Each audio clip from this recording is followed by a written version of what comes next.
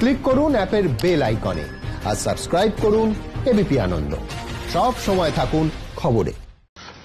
There's definitely a lot of concern and a legitimate concern about migrant workers now going back to their respective states, and will they be there without any opportunities to earn their livelihood?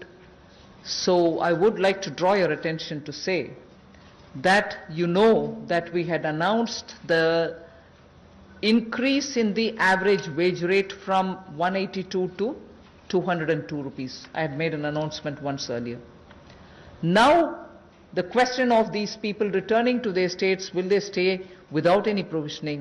We have already generated 14.62 crore man days or person days of work generated up to 13th May, which is actually 40 to 50% more persons who have got enrolled compared to last May. So when there was no COVID, what was the number?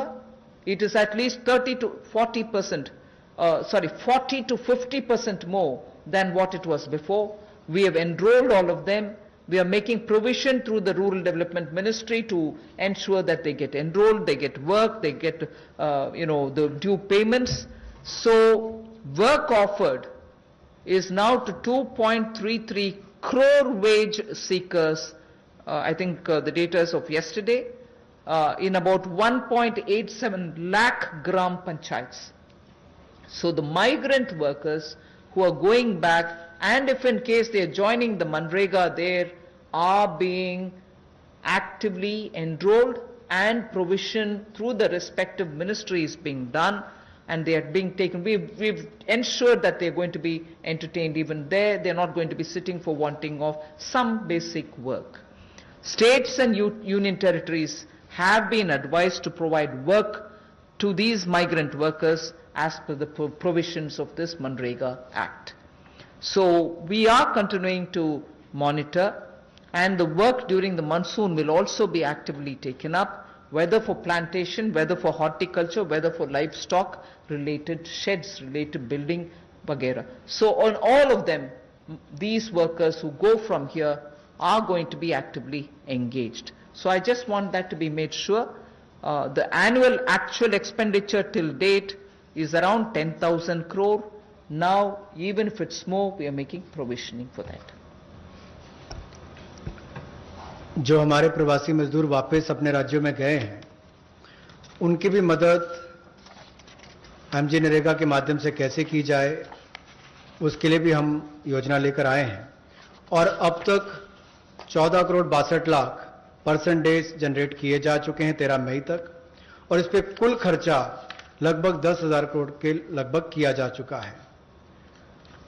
जो काम offer किया गया है वो 2.33 करोड़ जो काम मांगने वाले हैं उनको कल तक किया गया, और ये लगभग 1,87,000 ग्राम पंचायतों में किया गया है। इसमें 40 से 50% लोगों ने अपनी एनरोलमेंट की है, रजिस्ट्रेशन की है। पिछले साल के मई महीने के मुकाबले ज्यादा लोगों ने की है।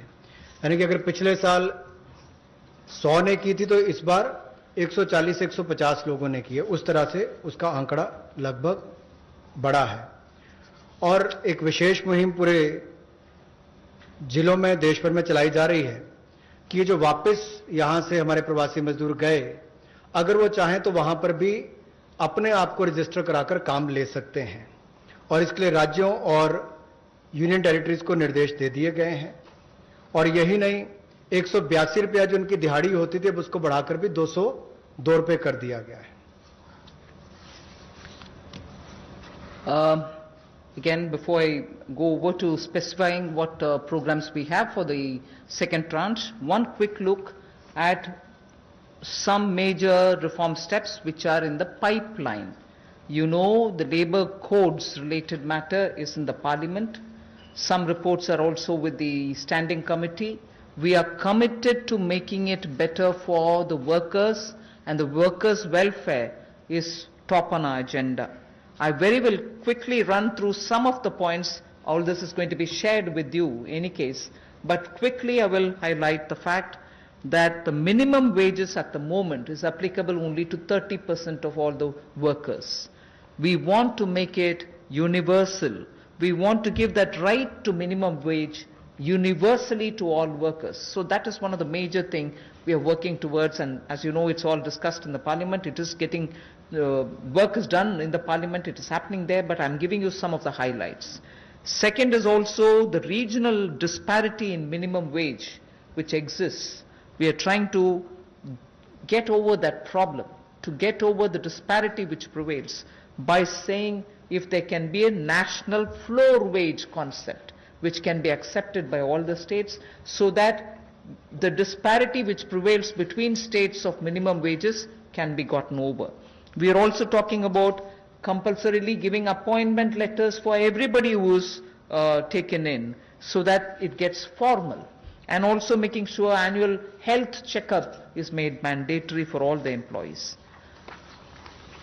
Benefits also for workers in the interstate migration of workers, so that nowadays we come to know that workers don't get recruited through an agency or a group, which are normally the groups which bring in unskilled workers. Now employers are directly taking them on, and therefore for that also, coming from various destinations, we want to have a definition of interstate migrant workers. Again, on migrant workers, this will help in defining them better and reaching out benefits to them better. All this is in the parliament. I'm not saying it as a part of this package, but I'm only giving you a clear picture that we are committed towards improving the lot of the workers and making sure that migrant workers and other workers are treated a lot more with their formal benefits reaching them.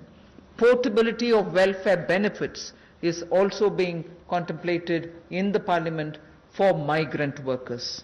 Again, looking at pan-India to all districts, we want to extend the ESIC benefits to all establishments which employ at least 10 people or more, and in some of the notified districts.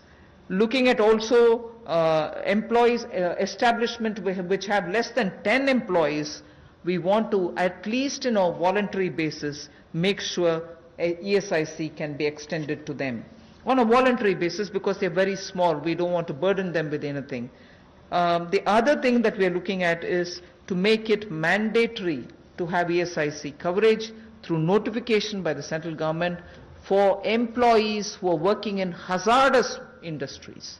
Because even if they're small and they don't get included, through a central notification, we want to make sure ESIC coverage is given to all those who are working in smaller units but which are engaging in hazardous activities. They get the benefit of ESIC coverage. And social security schemes are being extended even to gig workers and platform workers. That is now urban phenomena, and they should get that coverage. So we want to bring gig workers into it. We're also looking at reskilling of retrenched workers. Now in the context of COVID, this was all designed before, but in the context of COVID, we probably will have a situation where a lot of retrenched workers will need to have a reskilling exercise. And again, all occupations should be opened for women with night working rights, and also there making sure safeguards are provided for all of them.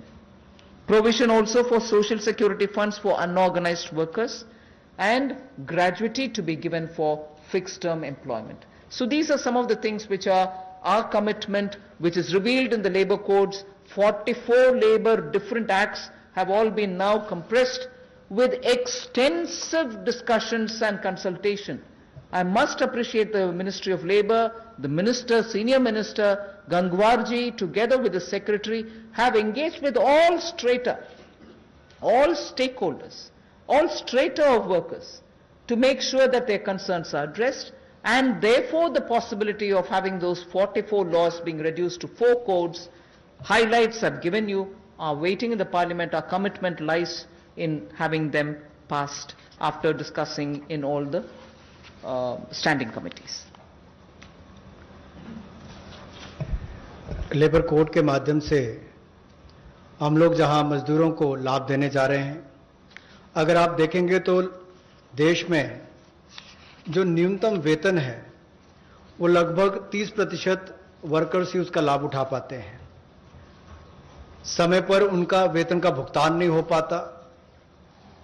Unorganised जो असंगठित क्षेत्र है उसमें यह दिक्कत है, और इसीलिए यूनिवर्सलाइजेशन की जो बात कही गई है कि न्यूनतम वेतन की यूनिवर्सलाइजेशन की जाएगी, पूरे देश भर में एक जैसा उसका हो, कम से कम एक न्यूनतम वेतन गरीब से गरीब मजदूर को मिले, इसके लिए इस कदम को उठाया गया है। और जो क्षेत्रीय असमानता है, जो रीजनल डिस्पैरिटी है न्यूनतम वेतन में, उसको भी इसके माध्यम से दूर किया जाएगा, वैधानिक रूप इसको दिया जाएगा और नेशनल फ्लोर वेज इसमें इंट्रोड्यूस की जाएगी। यही नहीं, जो इसको तय करने के तरीके हैं मिनिमम वेजेस, उसको और सरलीकरण इसका किया जाएगा ताकि इसमें कंप्लायंस ज्यादा हो और रुकावटें कम हो। नियुक्ति पत्र भी सभी मजदूरों को मिलेंगे, और यही नहीं, साल में एक बार स्वास्थ्य का चेकअप भी होगा, हेल्थ चेकअप भी इनका होगा। और जो खतरनाक क्षेत्र में काम करने वाले, जहां खतरा रहता है, ऐसे क्षेत्रों में काम करने वाले जिनके काम करते हैं मजदूर, उनके लिए occupational safety and health code भी लाया जाएगा जो उनकी सुरक्षा और स्वास्थ्य का ख्याल रखेंगे। यही नहीं, पोर्टेबिलिटी जो है वेलफेयर बेनिफिट्स की, ये भी सभी प्रवासी मजदूरों को मिलेगी। और ईएसआईसी का लाभ भी, इसका भी पैन इंडिया पूरे देश भर में इसकी कवरेज सभी जिलों में हमारे मजदूरों को मिल पाएगी, चाहे वो एस्टैब्लिशमेंट जो संस्थान है वो 10 से ज्यादा वाला है या उतने तक का है। और इसके अलावा मैंडेटरी ईएसआईसी कवरेज भी नोटिफिकेशन से माध्यम से सेंट्रल गवर्नमेंट ने सभी एम्प्लॉयज को, जो ऐसे खतरनाक क्षेत्रों में काम करने वाले, उनके लिए होगी।